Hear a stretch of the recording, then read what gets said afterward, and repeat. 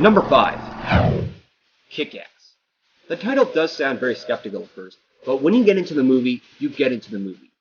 Kick-Ass is not afraid of crossing beyond the boundaries of convulsive foul language and violence, and it's not afraid of making it more than just a fun-fest action movie either.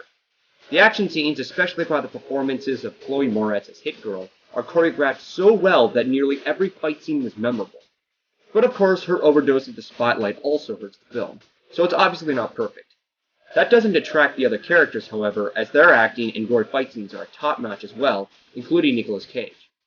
Even though the script does use some coming-of-age cliches, Kick-Ass delivers on the morals of power and consequences of power extremely well by its brilliant premise.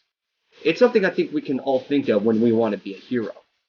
Doing that task, however, comes to a lethal responsibility. It's kind of two different morals back-to-back on this satire, and it's not an easy task to do. With not much else to say other than the action, character, story, and clever dialogue, Kick-Ass is definitely one of the most kick-ass movies of 2010. Oh yeah? Didn't see that, did ya? Number 4. Legend of the Guardians, The Owls of Ga'Hoole. I know it seems skeptical to place this high on the list, but damn it, I still get chills from watching this. One thing's for sure though, it's not as good as the books by Catherine Lasky. But it did so many things differently when it came to animated features. Although it uses familiar sources like Lord of the Rings, the story feels like a breath of fresh air, bringing back these elements very respectably and traditionally. It does provide a wide range of creativity to its mythology, of its fictional story as well as the weaponry in its world. It's classic fantasy. The animation alone here is absolutely gorgeous, and much like How to Train Your Dragon, the flight and battle sequences are breathtaking to watch.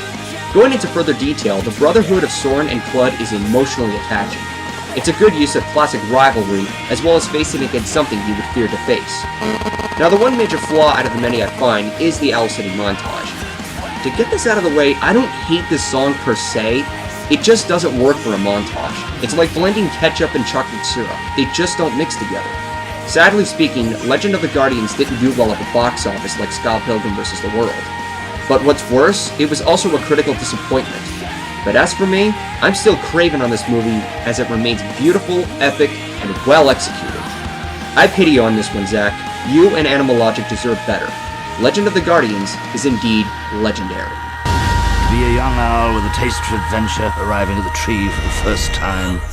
Legend of the Guardians, The Owls of Ga'Hoole. Number 3. The Social Network. How could this not be on the list? I mean, sure, a movie about the creation of Facebook is an awkward choice, but believe it or not, it actually works under the hands of David Fincher. The performances are solid, the characters are engaging, and it carries a critical thinking screenplay that tells us the intuition of various laws Zuckerberg faces. The trust, the betrayal, and the rebellion that makes enemies to Zuckerberg carries what makes the movie entertaining. Oddly enough, Justin Timberlake also provides a stellar performance to a purposely unlikable character, because I usually don't like this guy on the naturality that men never really listen to NSYNC. I would have said he'd be better as an actor than a singer if it weren't for the fact that he signed up for a pathetic cash-in. But I digress. The Social Network is a very provocative and well-crafted story, and from here on, I may never look at Facebook the same way again.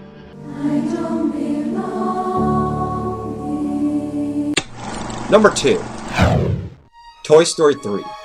It's an extremely rare occasion that a third installment of a franchise can live up to its predecessor. Within this case, the first 10 minutes of this movie already left me gut-ached by laughing hysterically, and then feeling overly emotional due to the issues in the main story. And that pretty much speaks for itself on how excellent this is. From start to finish, it's a dark, edge-seating thrill ride, while it keeps its charm and flavor of the original Toy Story installments. The toys go through many twisted events that leaves me saying how many stretches Pixar can risk. And at times, I was left sorrowful with these toys to the near fate of the third act. It keeps the humor intact to cheer the audience, and provides some jokes that are a part of the franchise, and not so much as pop culture references. So they stay fresh as long as the Toy Story franchise does. This is not just an enjoyable children's film. This is a film to relive all our childhoods and nostalgia. And from the start, it was an original, relatable content which even adults can enjoy. As a matter of fact, for us who sat through Toy Story in our childhoods, walking into this movie was like meeting with past friends, which felt very welcoming, and the conclusion felt like an excellent farewell. I know it's natural for a Pixar movie to come on a yearly countdown, but this had to come close on the list. What else can I say than just well done to Pixar? They know how to make a movie.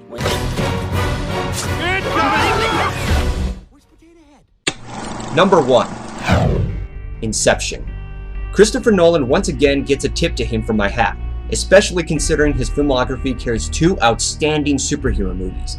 He knows how to write a good story, give us some terrific visuals, and overall the right atmosphere. So it's no surprise when something so controversial like Inception is mentioned on the list. It carries some of the wildest sceneries and intriguing sequences that blow me away. Of course on the subconscious level. Not to mention how effective it is outside a dream. The set pieces and effects intrigue me like crazy, as the movie visually provides what we may think when we're in the dream. It amplifies that to a large environment. It carries a critical thinking story of what goes on and what we may miss. It's a film that makes you think and feel. It's a movie that can leave you puzzled and amazed by all of the above. This isn't just a good movie, this is a work of art and visual poetry. This is a concept that's insanely creative and innovating, and overall my pick for the best movie of 2010. It's something you have to see for yourself. Wake me up! Wake me up!